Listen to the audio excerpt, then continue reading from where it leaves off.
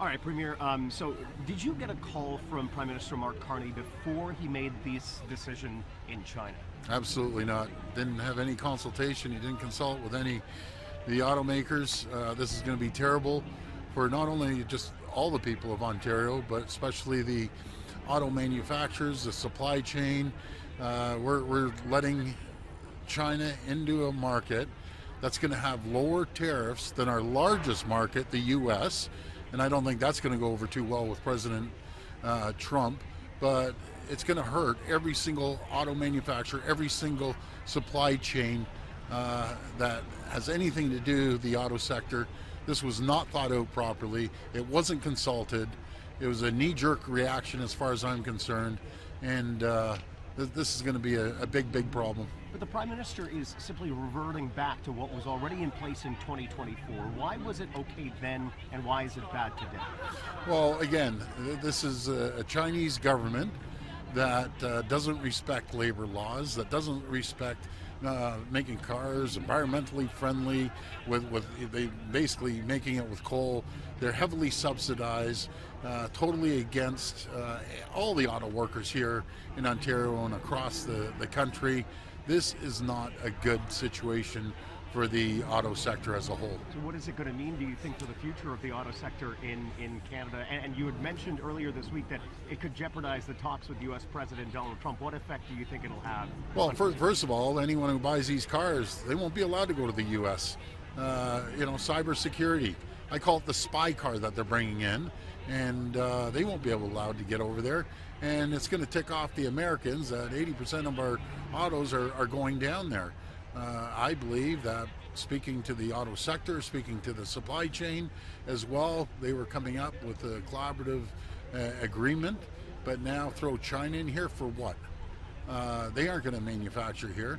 So it's just a terrible, miscalculated decision by the Prime Minister. Have you had a conversation with him since? And no. If you do get on the phone with him, what are you going to say? I'm going to say the exact same thing.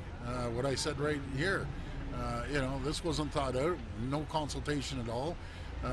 He always preaches partnership. This is anything but a partnership, and it's totally unacceptable that he's bringing in Chinese-made cars and that are totally subsidized. They're going to undermine every auto manufacturer here. But canola, it was a trade-off with canola. You can see where the... Number one, I don't believe in pegging one part of the country against another, one sector versus the other. We should be taking care of both. And good friends, closest ally, Scott Moe, I think it's great.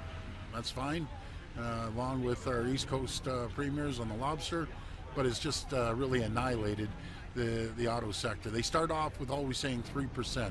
Ask people in Brazil what happens to 3%, turns into 37%. Ask the people over in Europe when these Chinese subsidized spy cars are brought into their country, they're subsidized.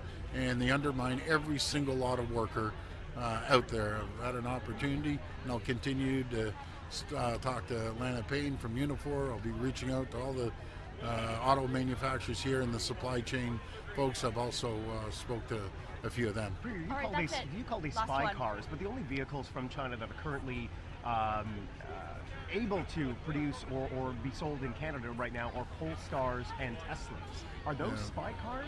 Well, I put it this way. I'll be very honest. I don't trust what the Chinese put in these cars, and I'm wondering if the Americans would allow them to integrate their social media and the internet on these cars. The answer is no, and I'm convinced they won't even be allowed over the border. So there's a reason, and the intelligence agencies here in Canada, in the U.S. I'm not speaking for them, but I'm pretty sure they're pretty nervous. All right, right that's now. it. Thank you very much, everyone. Thanks, everyone. Right here, sir.